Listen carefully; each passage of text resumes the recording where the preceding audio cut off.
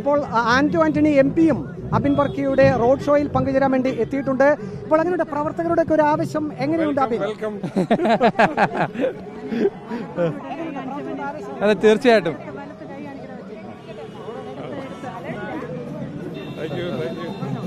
തീർച്ചയായിട്ടും ഇത് പ്രവർത്തകർ വലിയ ഉത്സാഹത്തിലാണ്, അതിലുപരി ജനങ്ങൾ വലിയ ഉത്സാഹത്തിലാണ്. കാരണം 10 കൊല്ലത്തെ വികസന വിരുദ്ധമായ ഒരു ആറന്മുളയെ വീണ്ടെടുക്കുക, 10 കൊല്ലത്തെ കേരളത്തെ നശിപ്പിച്ച സർക്കാരിനെ പുറത്താക്കുക, ഇതാണ് ആറന്മുള ലക്ഷ്യമിടുന്നത്. അതുകൊണ്ട് ഞങ്ങൾ പൂർണ്ണ വിശ്വാസത്തിലാണ്. ഈ ആറന്മുളയിലെ ജനങ്ങളുടെ ജനഹിതത്തിൽ ഞങ്ങൾ പൂർണ്ണ വിശ്വാസത്തിലാണ്. ഇപ്പോൾ LDF സ്ഥാനാർത്ഥി വീണ ജോർജ് അല്പസമയം മുമ്പ് പ്രതികരിച്ചത് മണ്ഡലത്തിൽ സാധ്യമായ എല്ലാ വികസന പ്രവർത്തികളും നടത്തിക്കഴിഞ്ഞു എന്നുള്ളതാണ്. അത് ഞങ്ങളെല്ലാം വർക്കാകും എന്നുള്ളതാണ് ഞങ്ങളുടെ മുദ്രാവാക്യം.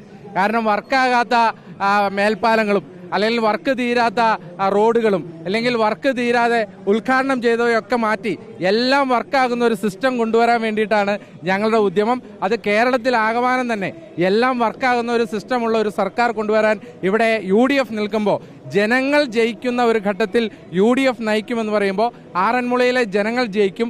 ആറന്മുളയിലെ ജനങ്ങൾ ഐക്യ ജനാധിപത്യ മുന്നണിക്ക് സമ്മതിദാനാവകാശം വിനിയോഗിക്കും എന്ന് LDF സ്ഥാനാർത്ഥി പറഞ്ഞത് 60-ലധികം റോഡുകൾ BMBC നിലവാരത്തിലാക്കി. 2016 മുമ്പ് BMBC എന്നുള്ളത് 0 ആയിരുന്നു എന്നുള്ളതാണ് ആറന്മുള മണ്ഡലത്തിൽ. അതായത് LDF സ്ഥാനാർത്ഥി അവരുടെ വികസനം പറഞ്ഞ് അല്ലെങ്കിൽ വികസനം നടത്തി എന്നുള്ള കാര്യം പറഞ്ഞ് വോട്ട് പിടിക്കുന്നതാണ്. ഞങ്ങൾ കേരളത്തിന്റെ മുന്നിൽ വെക്കുന്നത് ഈ കേരളത്തിന്റെ നേർചിത്രമാണ്, ഈ ആറന്മുളയുടെ നേർചിത്രമാണ്.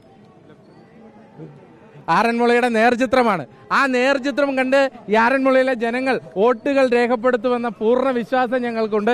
ആറന്മുളയിലെ ജനങ്ങൾ പൂർണ്ണമായും പോസിറ്റീവാണ്. ഐക്യ ജനാധിപത്യ മുന്നണിക്ക് വോട്ടുകൾ രേഖപ്പെടുത്താൻ പൂർണ്ണമായും സജ്ജരായി നിൽക്കുകയാണ്. ഇപ്പോൾ അങ്ങ് ഇവിടുത്തെ ആറന്മുളയിലെ UDF സ്ഥാനാർത്ഥി ഔദ്യോഗിക പ്രഖ്യാപനം വരുന്നതിന് മുമ്പ് DCC ഓഫീസിന്റെ പ്രധാനപ്പെട്ട വാതിലിൽ പോലും അങ്ങക്കെതിരെയുള്ള പ്രതികരണങ്ങൾ അത് വന്നിരുന്നു. അതായത് ജില്ലയ്ക്ക് പുറത്തു നിന്നുള്ള ആളുകളെ ജില്ലയിൽ സ്ഥാനാർത്ഥിയാക്കേണ്ട എന്നുള്ളത്. അപ്പോൾ കോൺഗ്രസിൽ അങ്ങനെ എന്തെങ്കിലും പ്രശ്നങ്ങളുണ്ടോ? കോൺഗ്രസിൽ ഒരു പ്രശ്നമില്ല. കോൺഗ്രസിന്റെ സ്ഥാനാർത്ഥിയെ ഔദ്യോഗികമായി പ്രഖ്യാപിച്ചു. കോൺഗ്രസ് ഒറ്റക്കെട്ടാണ്, UDF ഒറ്റക്കെട്ടാണ്. 10,000-കണക്കിന് വോട്ടിന്റെ ഭൂരിപക്ഷത്തിൽ അബിൻ വർക്കിയെ ആറന്മുളയിൽ നിന്ന് ഞങ്ങൾ വിജയിപ്പിക്കുക.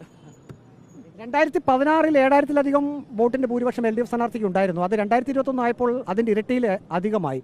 ഇക്കുറി എങ്ങനെയാണ്? LDF-നെ ഒരു വലിയ എതിരാളിയായിട്ട് തന്നെ കാണുന്നില്ലേ നിങ്ങൾ? കഴിഞ്ഞ പാർലമെന്റ് ഇലക്ഷന്റെയും കഴിഞ്ഞ ത്രിതല പഞ്ചായത്തിന്റെയും ഭൂരിപക്ഷം എന്താ നിങ്ങൾ പറയാത്തത്?